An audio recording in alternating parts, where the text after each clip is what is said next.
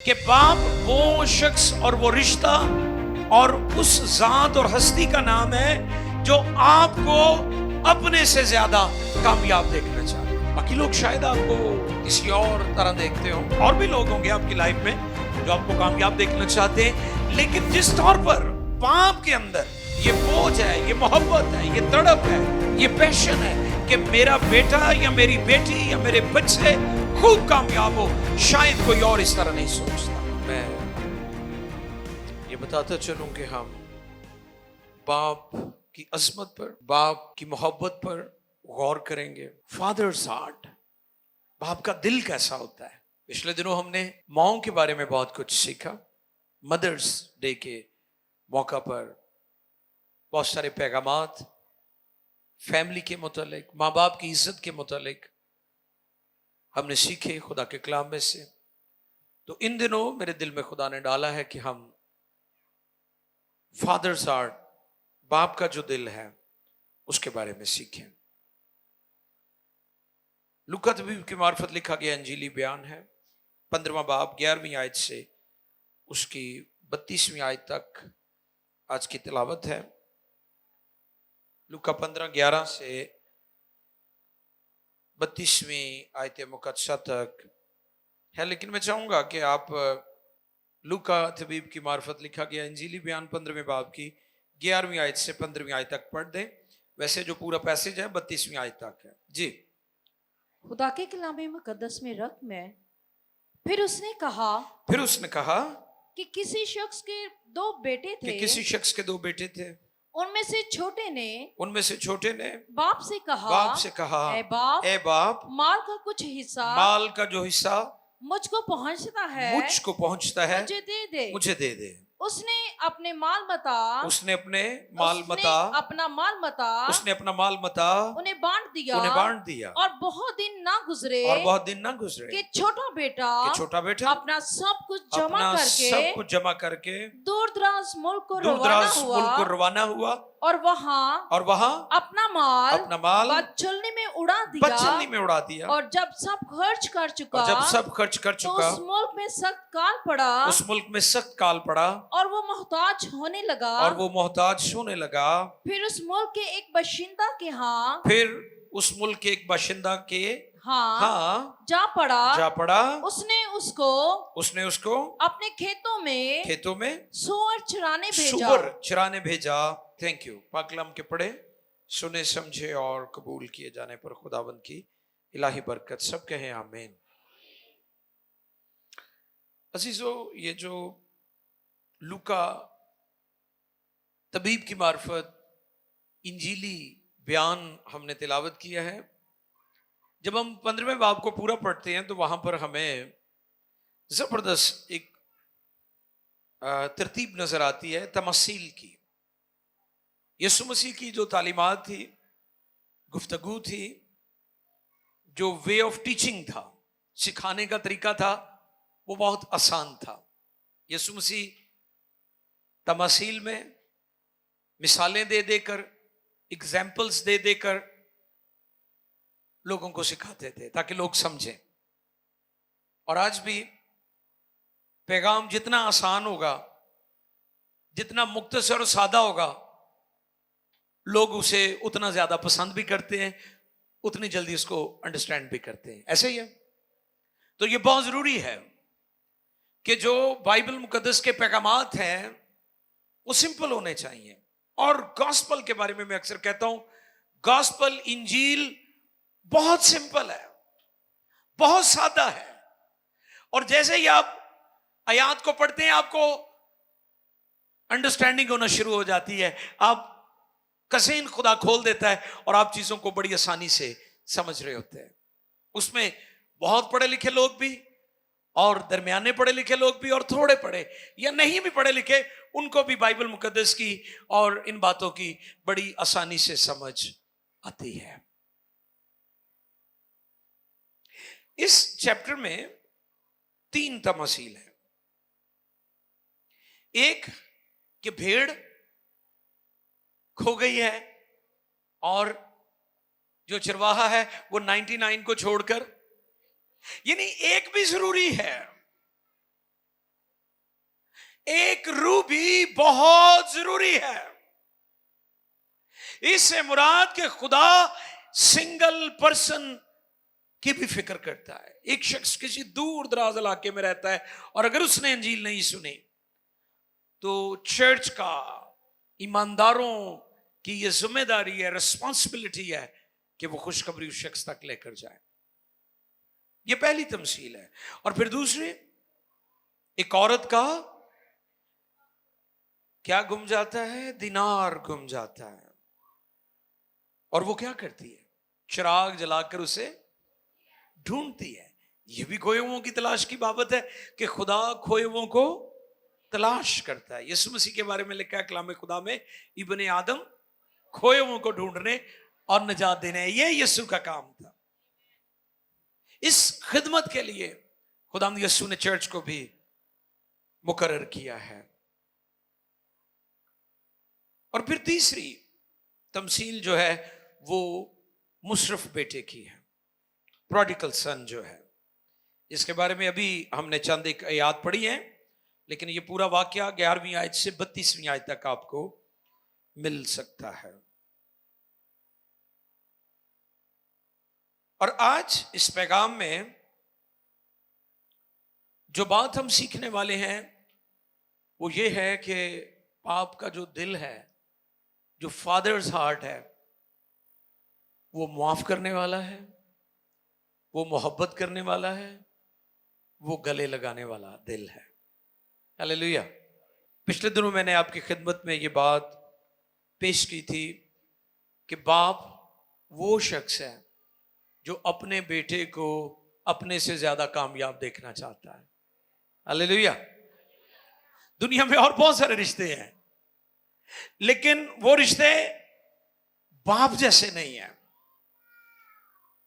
बाप के बारे में याद रखें कि बाप वो शख्स और वो रिश्ता और उस जात और हस्ती का नाम है जो आपको अपने से ज्यादा कामयाब देखना चाहता है। बाकी लोग शायद आपको किसी और तरह देखते हो, और भी लोग होंगे आपकी लाइफ में जो आपको कामयाब देखना चाहते हैं, लेकिन जिस तौर पर बाप के अंदर ये बोझ है, ये मोहब्बत है, ये तड़प है, ये पैशन है कि मेरा बेटा या मेरी बेटी या मेरे बच्चे खूब कामयाब हो, शायद कोई और इस तरह नहीं सोचता। इसलिए अपने फादर की, अपने बाप की इज्जत किया करें।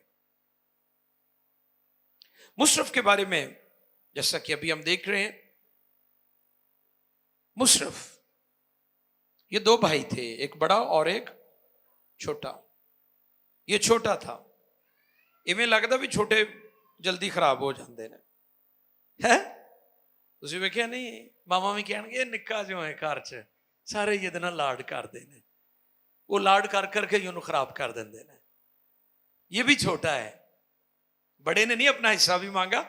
शिकवा जरूर उसने किया है कि मेरे लिए ए बाप तूने कभी ऐसी ज़ियाफ़तें और कुछ नहीं किया, हालांकि ये तो अपना हिस्सा ले चुका है। अपने हिस्से की मिरास लेकर ये जा चुका, इसने बर्बाद कर दिया। ये तो हेल्पफुल भी नहीं था, मददगार भी नहीं था। और फिर जैसा कि हमने सुना कलाम खुदा में से जो आयत तलावत की गई कि उस मुल्क में काल पड़ा, हालात खराब हो गए। अजीजों याद रखें, हालात सदा एक जैसे।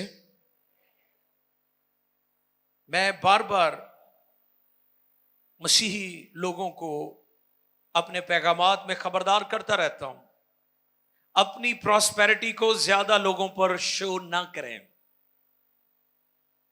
एक और बहुत बड़ा मसला है हमारे लोगों को कि ये हर बात सोशल मीडिया पर डालते हैं।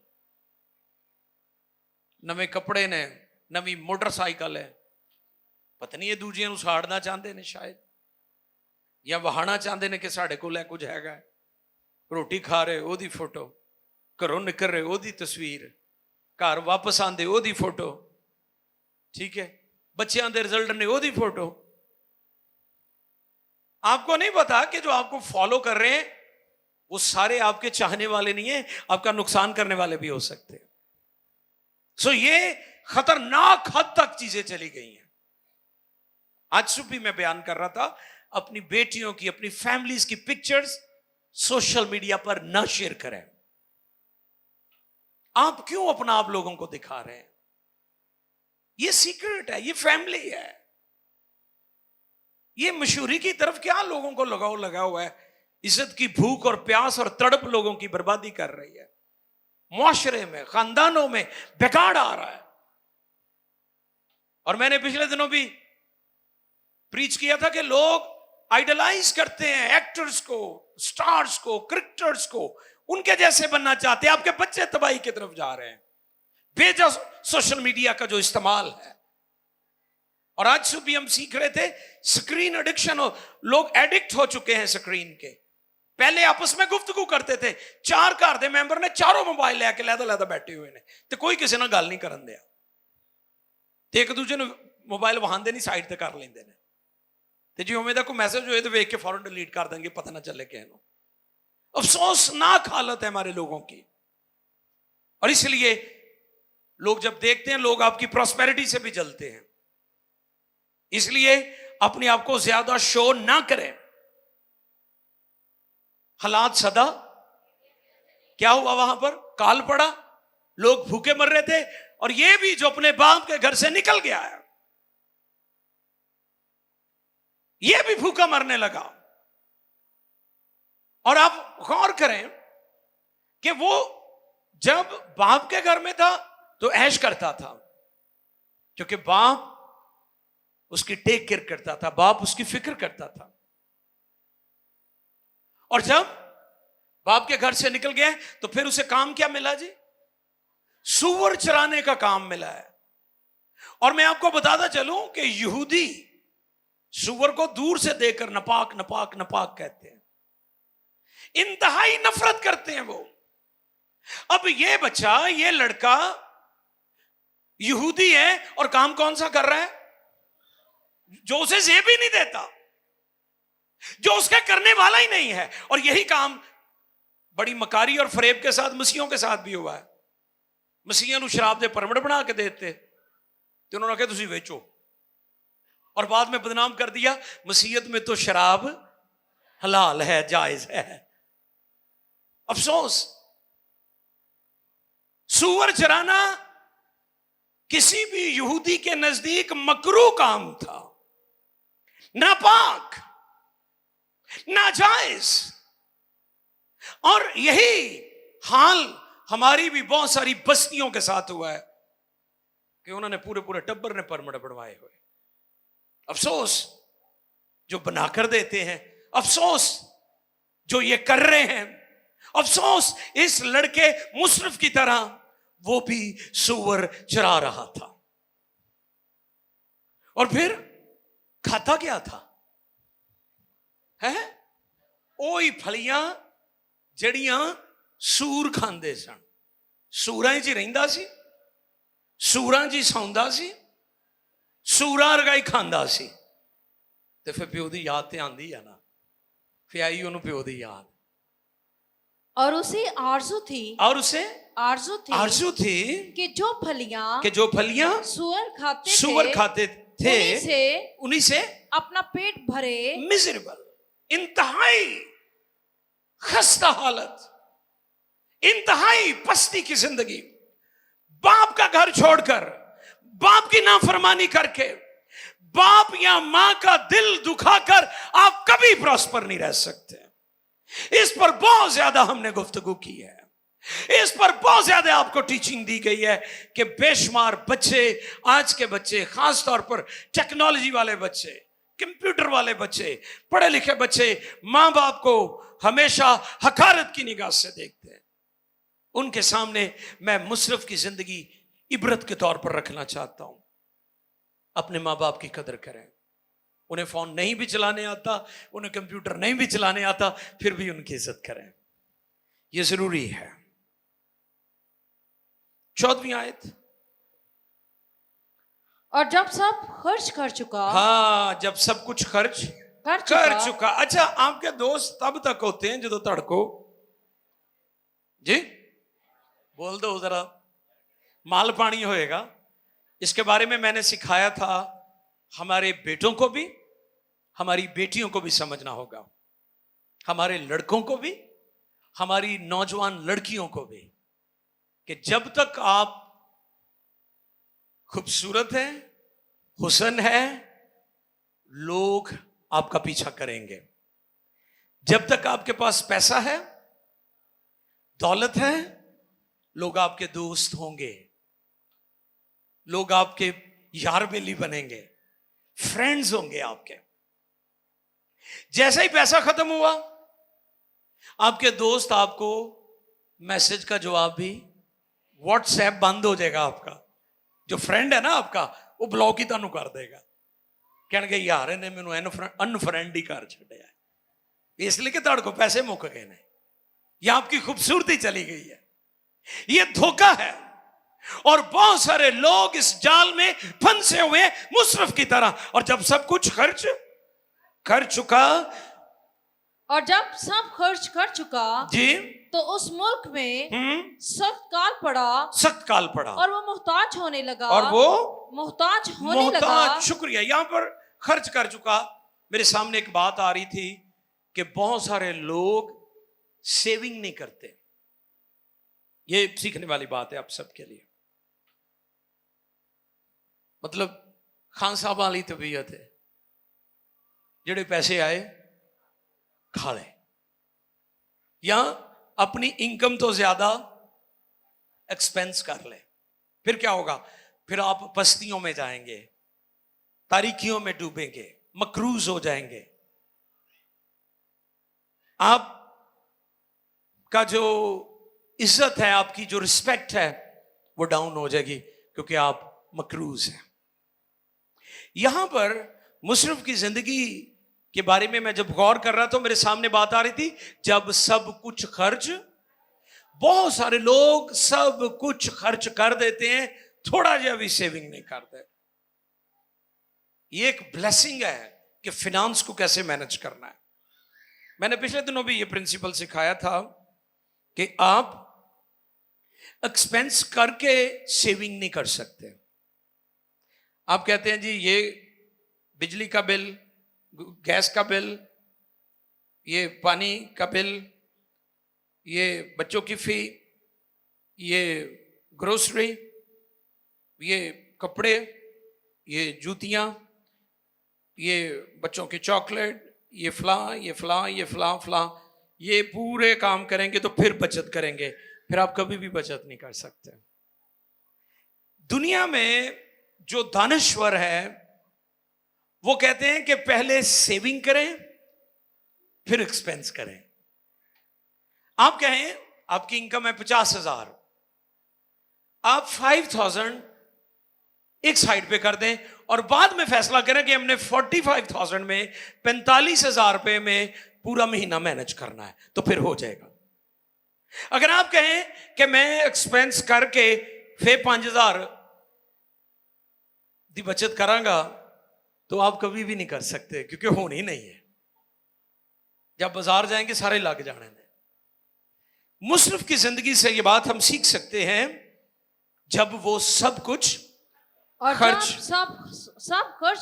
जब सब खर्च कर चुका, तो उस मुल्क में सख्त काल पड़ा और वो मोहताज होने लगा। तो फिर उसे 15वीं आयत में लिखा है, फिर उस मुल्क के एक बाशिंदा के यहाँ जा पड़ा, वह उस मुल्क के बाशिंदा के यहाँ जा पड़ा। उसने उसको अपने खेतों में सुअर चराने भेजा। और उसे आरज़ू थी कि जो फलियां सुअर खाते थे उसी से अपना पेट भरे, मगर कोई उसे ना देता था। ये उसकी कंडीशन थी। और मैं गौर कर रहा था कि खुदा ने आपको मुशर्रफ की तरह जिंदगी बसर करने के लिए पैदा नहीं किया। हालेलुया। मुशर्रफ कैसी जिंदगी बसर कर रहा था, बताएं मुझे। अच्छी जिंदगी थी। जब आपके घर से निकल गया तो अच्छी जिंदगी बसर कर रहा था। इंतहाई बुरी हालत, कोई उसकी मदद करने के लिए तैयार नहीं है। इसी तरह वो लोग जो खुदा की हुजूरी से निकल जाते हैं, खुदा के साथ बेवफाई करते हैं, या अपने माँ बाप के साथ बेवफाई करके चले जाते हैं, उनकी हालत भी मुशर्रफ जैसी होती है। और खुदा नहीं चाहता कि आप मुशर्रफ जैसी जिंदगी गुजारें। लेकिन एक काम उसने अच्छा किया कि उसने फैसला किया कि मैं अपने बाप के घर में वापस जाऊंगा। हालेलुया। इसके बारे में जब कलाम खुदा पर गौर करते हैं तो लिखा है उसे होश आया। उसे क्या है? फिर उसने होश में आकर, हाँ, फिर उसने होश में आकर कहा मेरे बाप के बहुत से मजदूरों को, मेरे बाप के बहुत से मजदूरों को अफराद से रोटी मिलती है और मैं यहाँ भूखा मर रहा हूँ। मैं उठकर अपने बाप के पास जाऊंगा और उसे कहूंगा ए बाप मैं आसमान का तेरी नजर में गुनहगार हुआ। अब इस लायक नहीं रहा कि फिर तेरा बेटा कहलाऊं। मुझे अपने मजदूरों जैसा कर ले। क्योंकि वो जानता था ना मैंने गलत किया है। क्या कहने लगा? मुझे अपने मजदूरों जैसा कर ले। ये तो वो सोच रहा है ना, ये तो आप सोचते हैं ना कि मैं खुदा से कहूंगा या अपने माँ बाप से कहूंगा कि मुझे अपने मजदूरों जैसा कर ले। लेकिन जो बाप का दिल है, जो आज का हमारा टॉपिक है, वो क्या है?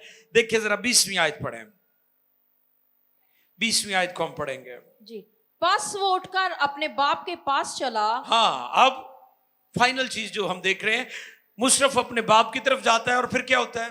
वो भी दूर ही था, वो अभी दूर ही था कि उसे देखकर उसके बाप को तरस आया और दौड़कर उसको गले लगा लिया और चूमा। शुक्रिया जी।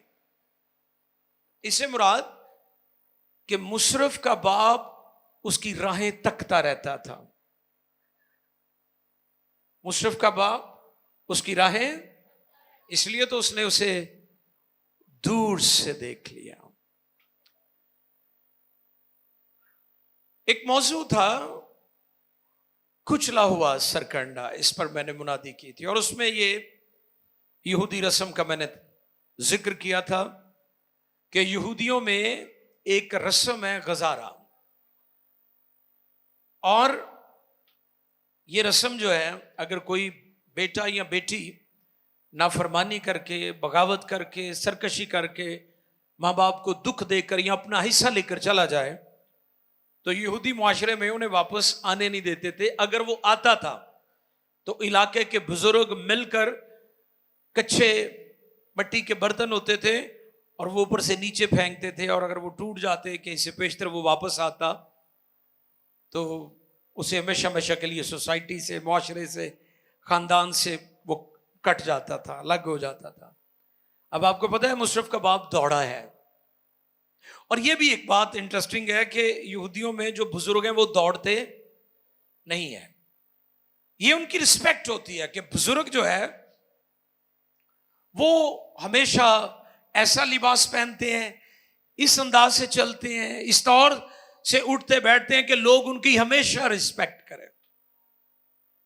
अब मुशर्रफ का जो बाप है, क्योंकि वो उसकी राहें तक रहा था और वो दौड़ा, और दौड़ा भला क्यों? वो इसलिए दौड़ा था कि कहीं गुजारा की जो यहूदी रस्म है वो ना हो जाए, क्योंकि अगर वो हो जाती तो मुशर्रफ अपने बाप से और अपने खानदान से हमेशा हमेशा के लिए दूर चला जाता। और ये सलीब की तस्वीर है कि खुदा ने, इससे पहले कि इंसान जहन्नम में जाता, खुदा ने अपने बेटे यीशु को कुर्बान करके मरते हुए इंसान को बचा लिया है ताकि इंसान जहन्नम में ना जाए बल्कि खुदा की बादशाही में चला जाए। ये सलीब की तस्वीर भी है, ये सलीब की पिक्चर है हमारे सामने। अब उसके बाप ने क्या किया है?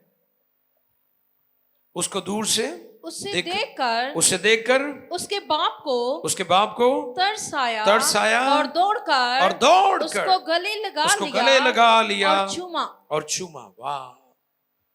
ਇਹ ਕੀ ਕਰਕੇ ਗਿਆ ਸੀ मुशरफ? हाँ जी, दुख देकर गया था ना, हिस्सा लेकर भी चला गया, हिस्सा ले लिया था ना उसने, तो अब तो इस लायक नहीं था कि उसके साथ ये सलूक किया जाता। लेकिन बाप का दिल माफ करने वाला दिल है। कौन सा दिल है? मोहब्बत करने वाला। खुदा ने दुनिया से ऐसी मोहब्बत की कि उसने अपना इकलौता बेटा बख्श दिया ताकि जो कोई उस पर ईमान लाए हलाक ना हो बल्कि हमेशा की जिंदगी पाए। जमीनी बाप आसमानी बाप का तर्जुमान भी है। जमीनी बाप आसमानी बाप को रिप्रेजेंट करता है, उसकी तर्जुमानी करता है। इसलिए जो जिस्मानी बाप हैं, जो जमीनी बाप हैं, उन्हें याद रखना है कि अगर आप मोहब्बत करते हैं, अगर आप माफ करते हैं, अगर आप अपने बच्चों को गले से लगाते हैं, उनकी गलतियों को, उनकी कुताहियों को, उनकी बेवकूफियों को, उनकी नादानियों को नजरअंदाज करके उनको फिर से गले लगाते हैं, तो दर हकीकत आप आसमानी बाप की तर्जुमानी कर रहे हैं। क्योंकि इसी तरह हमारा जो आसमानी बाप है वो हमें गले लगाता है। 21वीं आयत में जब आप देखें तो वहां पर वो क्या कहता है? बेटे ने उससे कहा, हाँ, बेटा अभी भी उसी जगह पर खड़ा क्योंकि वो पशेमान है। हाँ जी, बेटे ने क्या कहा? बेटे ने उससे कहा, बेटे ने उससे कहा, ऐ बाप मैं आसमान का और तेरी नजर में गुनहगार हुआ, अब इस लायक नहीं रहा कि फिर तेरा बेटा कहलाऊं। बाप ने अपने नौकरों से कहा, अच्छे से अच्छा लिबास। वाह, ये बाप का दिल है। हालांकि वो अपना हिस्सा ले चुका है। बाप ने क्या कहा? बाप ने अपने नौकरों से कहा, अच्छे से अच्छा लिबास जल्द निकाल कर उसे पहनाओ और उसके हाथ में अंगूठी और पाँव में जूती पहनाओ। अंगूठी किस बात की अलामत है? रिश्ते की, कि हमारा खुदा के साथ रिश्ता, अथॉरिटी, इख्तियार, रिलेशनशिप को पेश करती है अंगूठी। उसे अंगूठी पहनाई गई। और मैं अक्सर कहता हूं, समटाइम्स हमारी नाराजगियां हो जाती हैं आपस में, बहन भाइयों के दरमियान, खानदानों के दरमियान, फैमिलीज के दरमियान, और मैं स्टेटमेंट अक्सर देता हूं कि रफाकतें टूटती हैं, रिश्ते नहीं टूटते। फिर सुने, रफाकतें टूटती हैं जी, रिश्ते नहीं टूटे। मुशरफ का अपने बाप से कुछ वक्त के लिए राबता मुनक़ता हुआ था, कुछ वक्त के लिए रफाकत टूटी थी, रिश्ता नहीं टूटा था। इसी तरह इंसान ने गुनाह किया, खुदा बाप की नाफरमानी की, बाग़ अदन में हुक्म अदूली हुई, इंसान खुदा की हुजूरी से निकाल दिया गया। खुदा के साथ हमारी रफाकत टूटी थी, रिश्ता नहीं टूटा था। यीशु मसीह ने आकर उस रफाकत को फिर से बहाल कर दिया। आमीन। अंगूठी, जैसा कि हम सीख रहे हैं, रिश्ता, रिलेशनशिप, ताल्लुक, अथॉरिटी। और जूती किस चीज की? रहनुमाई के लिए, पाथ आपकी जो राहें हैं, जैसे कलाम में भी लिखा है, तेरा कलाम मेरे कदमों के लिए चिराग और मेरी राहों के लिए रोशनी है। बाप हमेशा हमारी रहनुमाई करता है, बाप रहनुमाई करता है। और फिर इसके साथ साथ खुदा हमें मौका भी देता है। मुशरफ के बाप ने उसे मौका दिया है कि वो अपनी गलतियों को ठीक करे, वो अपनी नादानी और बेवकूफियों को ठीक करे। आज इस चीज की जरूरत है कि हम गौर करें कि क्या हम बाप की मोहब्बत को अंडरस्टैंड कर रहे हैं? कितने लोग हैं आज, कितने बच्चे हैं आज, कितनी बेटियां हैं, कितने बेटे हैं। हैरानी की बात है कि मां बाप उन पर इतना इन्वेस्ट करते हैं, बेचारे बूढ़े हो जाते हैं, बेचारे कमजोर हो जाते हैं, बीमार हो जाते हैं, मौसम और हालात की परवाह नहीं करते।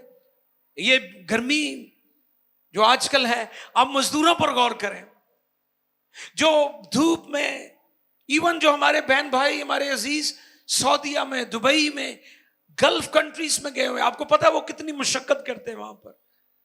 और इतने जड़े उन्होंने फैमिली मेंबर्स ने, वो वैसे ही बड़े तिड़े फिरदे ने कि मेरा अब्बा दुबई गया होया है, ਤੁਹਾਨੂੰ ਕੀ ਪਤਾ ਵਿਚਾਰਾ ਉੱਥੇ ਕਿਸ ਤਰ੍ਹਾਂ ਪੈਸੇ ਕਮਾਉਂਦੇ ਆ ਤੇ ਤੁਸੀਂ ਇੱਥੇ एसी ਦੀਆਂ ਠੰਡੀਆਂ ਹਵਾਵਾਂ 'ਚ मौजा करन दे हो। ठीक है, ये सारी बरकत, ये सारी ब्लेसिंग्स, इनके लिए हम खुदा का शुक्र करते हैं, लेकिन इस बात को हमें याद रखने की जरूरत है, इस बात को हमें याद रखने की जरूरत है कि हमारा बाप हमारी फिक्र करता है, हमारा ख्याल रखता है, हमारी जरूरतों को पूरा करता है। इसलिए अपने माँ बाप की इज्जत करें, उनसे कभी बेवफाई ना करें, उनका कभी दिल ना दुखाएं। आमीन। आए झुके और बाप की मोहब्बत और बाप का जो दिल है उसके बारे में गौर करें कि वो किस कदर शफीक और मेहरबान है। सब सर झुक जाए, हम दुआ करेंगे। खुदाई कदूस तेरा शुक्र हो आज के पैगाम के लिए। ये पैगाम बहुतों के लिए बरकत का, शिफा का, निजात का, तसल्ली का, बहाली का, मुशरफ की तरह। वो बच्चे जो नाफरमान हैं, जो माँ बाप से दूर चले गए, जो माँ बाप का दिल दुखाया और अपनी गलत राहों का इंतखाब किया, गलत फैसले किए, ऐ खुदा उनके दिल बदल दे ताकि अपने माँ बाप की इज्जत करे। खासतौर पर फादर जो फैमिली के लिए बहुत ज्यादा दुख उठाता है, बहुत ज्यादा स्ट्रगल करता है, ऐ खुदा तू बच्चों के जहनों को खोल। अभी मैं दुआ भी करना चाहूंगा, वो बहन भाई जो यहां बैठे हैं और जो लाइव देख रहे हैं और वो दुआ करवाने के लिए आए हैं और वो दुआ करवाना चाहते हैं और वो बीमार हैं और वो परेशान हैं और वो मुश्किल में है और वो प्रॉब्लम में है, हम आपके लिए दुआ करेंगे और खुदा पाक रूह आपको आजाद करेगा।